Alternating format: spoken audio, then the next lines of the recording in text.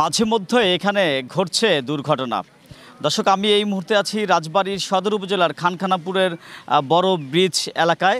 আপনারা দেখতে পাচ্ছেন আমার পিছনে কিন্তু একটি বাস রয়েছে, রাবেয়া পরিবহন, এবং আজকে যে ডিডি পরিবহন দর্শনা ডিলাক্স আর কি, এই পরিবহন দুটি বাসের কিন্তু মুখোমুখি সংঘর্ষ হয়েছে। এই গত বৃহস্পতিবারেও কিন্তু এখানে কিন্তু দুটি বাসের মুখোমুখি সংঘর্ষ হয় একই টাইম, অর্থাৎ দুপুর 1টার দিকে গত বৃহস্পতিবার একটি দুর্ঘটনা ঘটে এবং আজকেও সেই একইভাবে দুটি বাসের মুখোমুখি সংঘর্ষ হয়। যে মাঝে মধ্যে এখানে বাসের মুখোমুখি সংঘর্ষ হচ্ছে, এই দুর্ঘটনা কেন হচ্ছে এটি আসলে স্থানীয় যারা আছেন তাদের কাছ থেকে আমরা জানবো। এবং এখানে আপনারা দেখতে পাচ্ছেন বাসটি কিন্তু মেরে একেবারে বাম সাইডের দিকে চলে গেছে। বাসের অবস্থা খুবই খারাপ দেখতে পাচ্ছেন। তবে এখানে যারা যাত্রী ছিলেন, বাসের যাত্রী, তাদের তেমন ক্ষয়ক্ষতি হয়নি, শুধু আহত হয়েছে কয়েকজন ব্যক্তি। তবে এখানে মাঝে মধ্যে যেহেতু এখানে এই ধরনের ঘটনা ঘটে, কেন ঘটছে এই ঘটনাটি, আর এটি হচ্ছে এখানে যেহেতু ব্রিজ রয়েছে, এখানে পাশাপাশি দুটি ব্রিজ, একটি ব্রিজ ব্যবহার করা হচ্ছে আর একটি ব্রিজ ব্যবহার করা হয় না, তার সেটি হচ্ছে পুরাতন ব্রিজ। এখানে আমরা একটু কথা বলবো এখানকার স্থানীয় একজনের সঙ্গে। আসলে ভাই, এখানে কি কারণে এই ধরনের ঘটনা ঘটছে বলে আপনারা মনে করছেন? এখানে এইসব দুর্ঘটনা ঘটনার একটাই কারণ, এটা মোড় টার্নিংয়ে দুইটা গাড়ি মুখোমুখি আইসা দুর্ঘটনা ঘটে। যদি সবাই একটু সেভ করে আসে, আপনার বাম সাইড ধরে আসে, তাহলে দুর্ঘটনাটা ঘটে না। অনেক ড্রাইভার আছে তাদের ভুলবশত ইচ্ছা মতন করে খুশি মতন গাড়ি চালায়, এর জন্য দুর্ঘটনাগুলো ঘটে। বৃহস্পতিবার একটি ঘটনা ঘটেছে এখানে। যে প্রবলেমটা সেটা হলো, এখানে টার্নিংয়ে এখানে গাড়ি ওভারটেক এগুলো দেখা যায় না। গাড়ি এপার ওপার যে গাড়িগুলো যাওয়া আসা করে এগুলো দেখা যায় না। আর আজকের যে মূলত যে অ্যাক্সিডেন্টটা, সেটা হলো এই গাড়িটা হলো রাজবাড়ী থেকে আসে, রাবেয়াটা রাজবাড়ী থেকে আসে, আর যে ডিডি এটা হলো আপনার ফেরি থেকে আসে, এপাশ থেকে। তো এই গাড়িটা যখন এই কী বলে এই প্রাইভেট ওভারটেক করতে যায়, তখন এই রাবেয়াকে মেরে দেয়। চুয়াডাঙ্গা থেকে, ঢাকা থেকে যেটা আসছে, ডিডি থেকে যেটা আসছে এখানে, সেটাই এই প্রাইভেট ওভারটেক করতে যায়, তখন এই রাবেয়াকে মেরে দেয়। দর্শক, আপনারা শুনছিলেন মূলত যেখানে যে ঘটনাটি ঘটেছে, ডিডি পরিবহন এটা হচ্ছে চুয়াডাঙ্গা বা দর্শনাগ্রামী যেই বাসটি রয়েছে ডিডি, সেটি মূলত রাবেয়া পরিবহনে উপরে আঘাত আনে। আপনারা দেখতে পাচ্ছেন এটি কিন্তু রাবেয়ার সাইডে রয়েছে, ডিডি কিন্তু চলে গেছে বাম সাইডে। এটা হচ্ছে ডিডি পরিবহন, ঢাকা মেট্রো 157875 নাম্বার। আপনারা দেখতে পাচ্ছেন এখানে এটি উদ্ধারের চেষ্টা করছে পুলিশের পক্ষ থেকে। একটি রেকার আসছে এখানে এবং সড়ক ও জনপথের রেকারও এখানে আসছে। আমরা একটু দেখাবো দুটি বাসের কি অবস্থা। আপনারা দেখতে পাচ্ছেন এখানে যে কত ভয়ানকভাবে লাগলে এমন সিটের এমন অবস্থা হতে পারে। আপনারা দেখতে পাচ্ছেন যে একেবারে মাঝখান থেকে মনে হচ্ছে ফেড়ে গেছে একেবারে। আপনারা দেখতে ডিডি পরিবহন এখানে উদ্ধার, ডিডি পরিবহন সড়ক জনপথের একটি রেকার আসছে, যেটি উদ্ধার করার জন্য চেষ্টা করছেন। আপনারা দেখতে পাচ্ছেন ডিডি পরিবহন, এটি হচ্ছে এসি পরিবহন।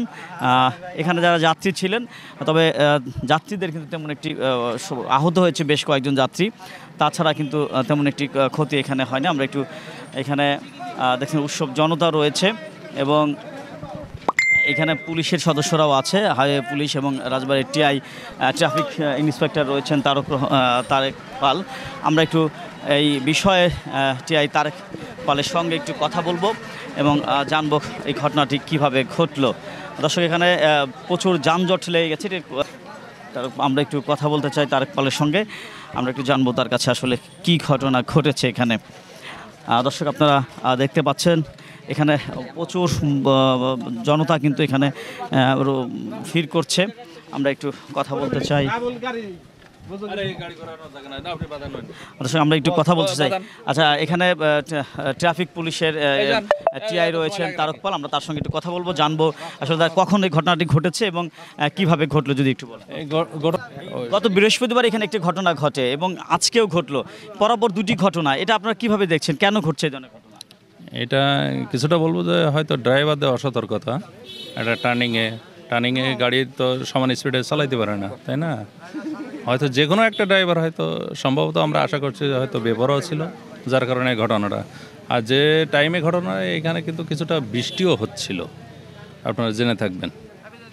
মানে আপনাকে এই যে পরপর দুটি ঘটনা ঘটলো, এই দুটি ঘটনা কেন একই টাইমে একই স্থানে? এটা তো বলতে পারবো না, ঘটনা তো যে কোনো সময় যে কোনো জায়গাতেই ঘটতে পারে, স্পেসিফাই এই কারণ তো আমরা বলতে পারবো না। আচ্ছা, এই ঘটনায় কি এই যে দুটি বাসের যে সংঘর্ষ হয়েছে এর মধ্যে কি আপনার এদের কারো কোনো বাসের বিরুদ্ধে কি মামলা হবে কিনা? এটা তদন্তের স্বার্থে যেহেতু হাই পুলিশ এটা সরাসরি ডিল করে তারাই বলতে পারবে। আমরা তো জেলা পুলিশে যেহেতু যানজট, সেই ক্ষেত্রে আমরা এই যানজট নিরসনের জন্য আমাদের আশা। ধন্যবাদ। দর্শক, আপনারা শুনছিলেন যে এখানকার যে পুলিশের টিআই রয়েছেন তারকমাল, তিনি জানাচ্ছিলেন যে আসলে হয়তো গাড়ির যে চালক রয়েছেন তাদের বেপরোয়া গতির কারণে এই দুর্ঘটনা ঘটতে পারে। তবে একই স্থানে একই সময় মানে মাত্র 3 দিনের ব্যবধানে কিন্তু আবারও সেই ঘটনাটি এখানে ঘটেছে।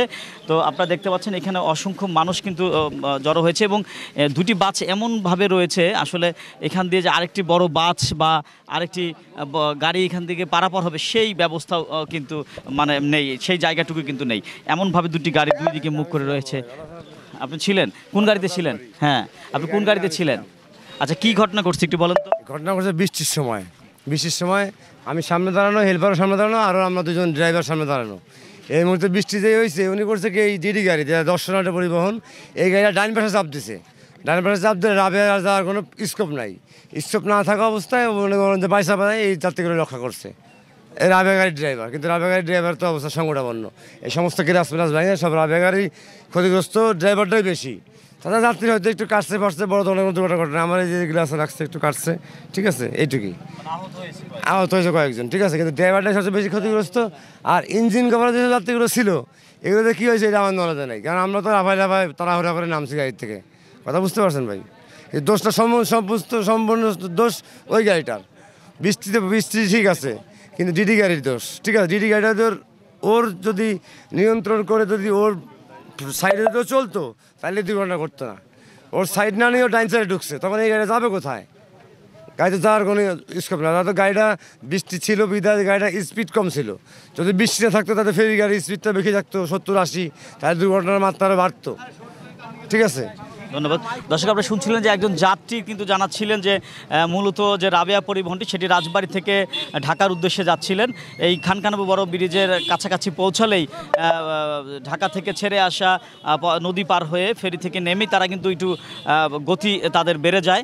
সেই ডিডি পরিবহন দর্শনাগামী এই পরিবহনটি মূলত ডাইনে চাপ দিলেই এই রাবেয়া পরিবহনের যে চালক ছিলেন তিনি যাত্রীদেরকে বাঁচানোর যথেষ্ট চেষ্টা করেছেন, এমনটাই বলছেন একজন বাসে থাকা একজন যাত্রী। দর্শক, এই রাজবাড়ির এই খানখানাপুরের বড় ব্রিজে মাঝে মধ্যে এই ধরনের ঘটনা ঘটছে। 3 দিন আগেও কিন্তু এই ধরনের একই ঘটনা ঘটেছে, দুটি বাসের মুখোমুখি সংঘর্ষ হয়েছে।